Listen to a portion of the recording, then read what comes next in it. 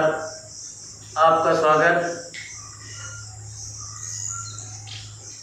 अभी तक मैं आपको पद्य पढ़ाता रहा। पद्य में कक्षा 9 के 3 पाठ आपको पढ़ाए जा चुके हैं।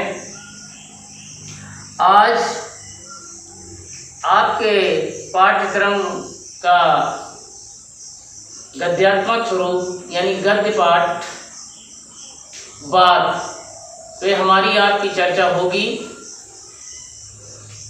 बाद पाठ जो आपके पुस्तक में है, इसके लेखक हैं पंडित प्रताप नारायण मिश्र, जिनका जन्म सन 1856 ईस्वी में उन्नाव के पास उन्नाव जिले के बैजे गांव में हुआ था। ये भारतेंदु जी के समकालीन थे और भारतेंदु को ये अपना गुरु मानते थे। इनके जन्म के कुछ समय बाद इनके पिता पंडित संकटा प्रसाद मिश्र, जो एक ज्योतिषी थे, वो अपने व्यवसाय में इन्हें लगाना चाहते थे, लेकिन इनका मनमौजी स्वभाव उसमें नहीं रमा।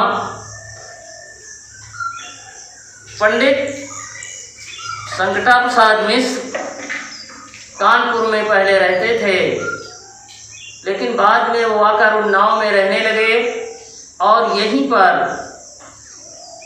पंडित प्रताप नारायण मिश्र जी के शिक्षा दीक्षा का प्रबंध हुआ। ये कुछ समय अंग्रेजी स्कूल में भी पढ़े, किंतु कोई अनुशासन और निष्ठा का कार्य, जिसमें विषय की निरस्ता के साथ प्रतिबद्धता भी आवश्यक होती, वह इनके मनमौजी और फक्कड़ स्वभाव के विपरीत था। अतः ये वहाँ पढ़ न सके। घर में स्वाध्याय से ही इन्होंने संस्कृत, उर्दू, फारसी और बंगला पर अच्छा अधिकार प्राप्त किया।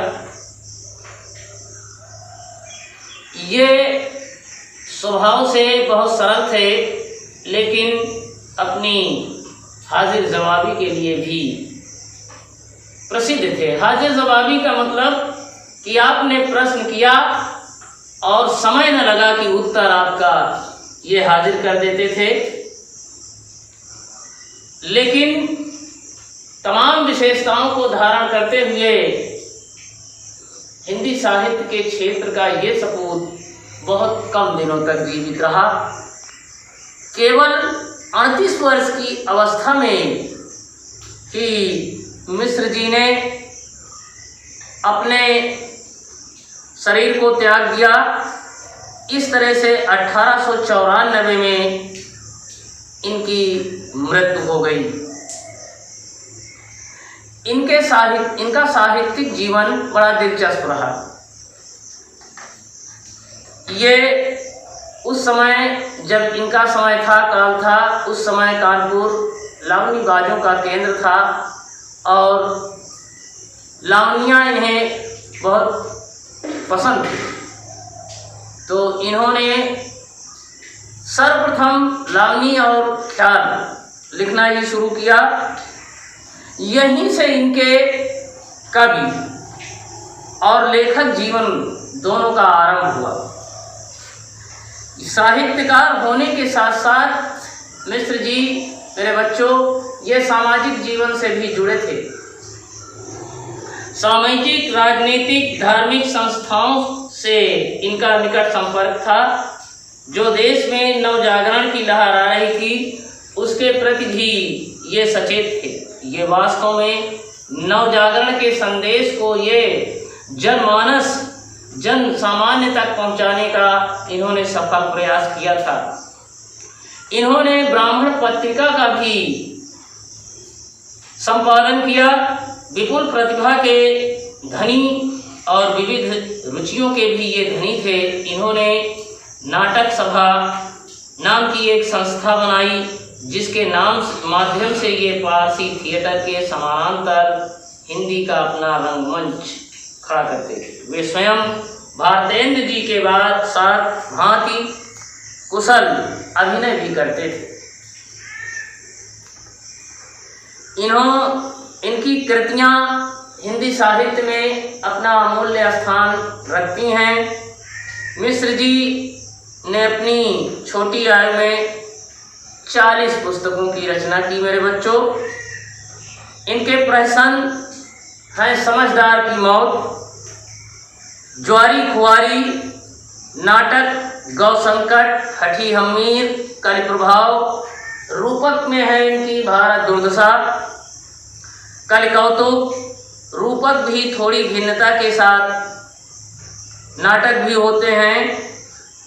काव्य दंगल खंड, त्रपन्यताम, ब्राडला स्वागत, मानस विनोद, शैव सर्वस्व, श्रृंगार विलास, मन की लहर, लोकोक्ति शतक, प्रेम पुष्पावली।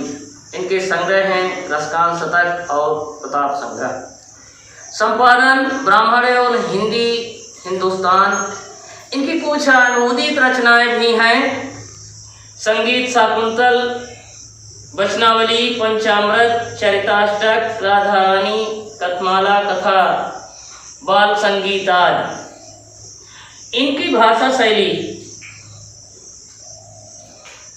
इन्होंने भारतेंद्र जी की भाषा शैली का अनुकरण करते हुए अपनी भाषा निर्धारित की है और नाटकों में इन्होंने बोलचाल की भाषा का ही प्रयोग किया है। इनकी भाषा प्रवाह युक्त, मुहावरेदार और सुबोध युक्त है। इनकी शैली के 2 रूप देखने को मिलते हैं, हास्य एवं व्यंग। मिश्र जी की हास्य व्यंग्यात्मक शैली में लिखा एक निबंध है।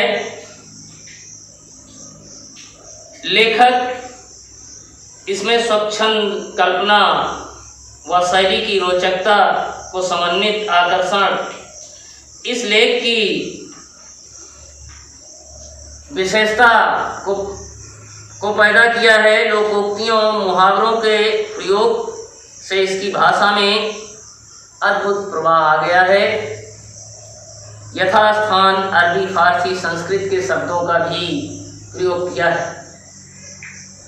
मेरे बच्चों, इन्होंने आपके पाठ्यक्रम के पाठ में जो निबंध लिखा है उसका शीर्षक है बात। बात कवि और लेखक की अपूर्व क्षमता होती है। इसीलिए कहा गया है कि जहाँ न जाए रवि वहाँ जाए कवि। जहाँ रवि का प्रकाश नहीं होता है, कवि वहाँ अपने ज्ञान का प्रकाश फैला देता है। तो आइए इनके निबंध पर हम आप चर्चा करें। बात पे मेरे बच्चों, बात ही वो बात होती है जो हर बात बता देती है। बात आदमी की जात बता देती है। बात आदमी की जात ही क्या, बल्कि आदमी की औकात बता देती है। तो बात के लिए प्रताप नारायण मिश्रा जी ने आपके इस पाठ में बात के बारे में विस्तृत ज्ञान दिया है। जैसे कहा कि यदि हम वैद्य होते तो कफ और पित्त के सहवर्ती ज्ञान की व्याख्या करते। भूगोल वेदता होते कि तो कहीं किसी जल की बात का वर्णन करते। किंतु दोनों विषयों में से हमें एक भी बात करने का प्रयोजन नहीं। हम तो केवल उस बात के ऊपर 2-4 बात लिखते हैं जो हमारे तुम्हारे संभाषण का मतलब क्या होता है? संभाषण, भाषण में समुपसर्ग लगा दिया गया, संभाषण हो गया। संभाषण का मतलब बातचीत। हम आप जो बातचीत करें वो संभाषण में आता है। तो संभाषण के समय मुख से निकलकर परस्पर हृदय भाव को प्रकाशित करती रहती हैं। वो क्या है? बात। सच पूछिए तो बात ही की क्या बात है, जिसके प्रभाव से मनुष्य समस्त जीवधारियों में शिरोमणि अशरफुल मखलूकात कहलाती है। सुख सारकार पक्षी, यानी पक्षी पशु भी बात के प्रभाव से ही मानव के बस में हो जाते हैं। तो मेरे बच्चों, बातें कई प्रकार की होती हैं, जिसका विश्लेषण मिश्रा जी ने किया है। जैसे अच्छी बात, कड़वी बात, बुरी बात, लगती बात, बनती बात, बिगड़ती बात, यानी बातों के कई रूप होते हैं। आगे चल करके मिश्र जी ने बताया कि बातें हाथी पाइए, बातें हाथी पाओ। बात से अपने पराये हो जाते हैं और पराये अपने हो जाते हैं। जैसे तोते को आप लीजिए, उससे आपका कोई संबंध नहीं होता है, लेकिन बातों के प्रभाव से ही तोता आपके प्रेम में बंधा होता है। वो किसका प्रभाव है? बात का प्रभाव है। इसीलिए कहा गया है कि मनुष्य को बात बहुत संभल कर बोलनी चाहिए, बात को मुख से संभल के निकालनी चाहिए। किसी ने और आगे कहा है बोली के बारे में। बोली बात का दूसरा रूप है कि बोली एक अमोल है, जो कोई बोले जान, ये तराजू तौल के तम बाहर, यानी इसका कोई मूल्य नहीं है, इसे जान समझ के बोलना चाहिए।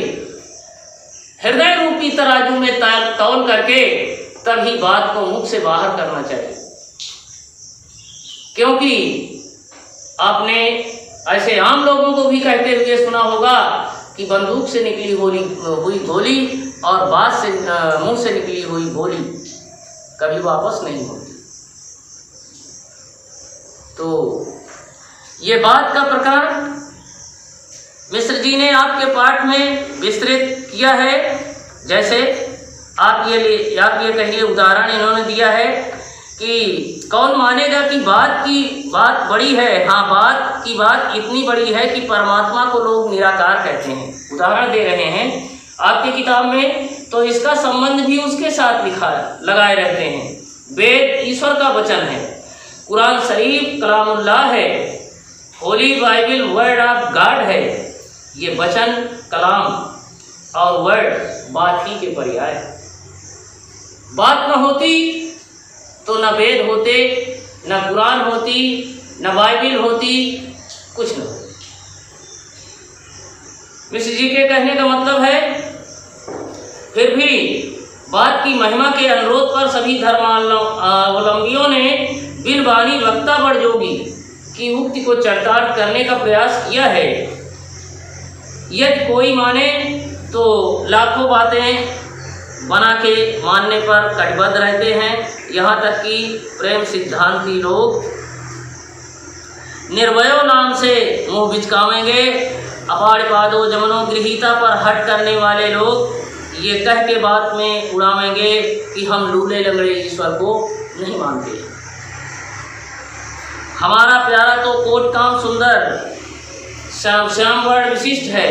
निराकार शब्द का अर्थ शालिग्राम की शिला है, जो उसकी श्यामता का दोतन करती है, अथवा योगाभ्यास आरंभ करने वाले को आंखें मूंदने पर जो कुछ पहले दिखाई देता है वो निराकार अर्थात बिल्कुल काला रंग। जब परमेश्वर तक बात का प्रभाव पहुंचा तो हमारी आपकी कौन बात रही। मिश्र जी कहते हैं कि बात का प्रभाव ईश्वर तक पहुंच गया तो हमारी और आपकी कौन सी बात रही। क्या किसी बात का प्रभाव हमारे आपके ऊपर नहीं हो सकता है? हो सकता है। हम लोगों के तो बात करामा, यानी हमारे लोगों, गात माने शरीर होता है, गात में बात की ही करामात होती है, बात की ही, शरीर में बात का ही असर होता है। नाना शास्त्र पुराण इतिहास काव्य कोश बात के ही फैलाव हैं, जिनके मध्य एक ऐसी बात पाई जाती है जो मन, बुद्धि और चित्त को अपूर्व दिशा में ले जाने वाली, अतच लोक परलोक में सब बात बनाने वाली। बातों के कई प्रकार होते हैं, जैसे मेरे बच्चों, बड़ी बात, छोटी बात, सीधी बात, टेढ़ी बात, खोटी बात, मीठी बात, कड़वी बात, भली बात, बुरी बात, सुहाती बात, लगती बात, ये सब बात के ही पर्याय हैं। तो आज के इस क्रम में मैंने आपको बात के बारे में प्रताप नारायण मिश्र जी द्वारा लिखा निबंध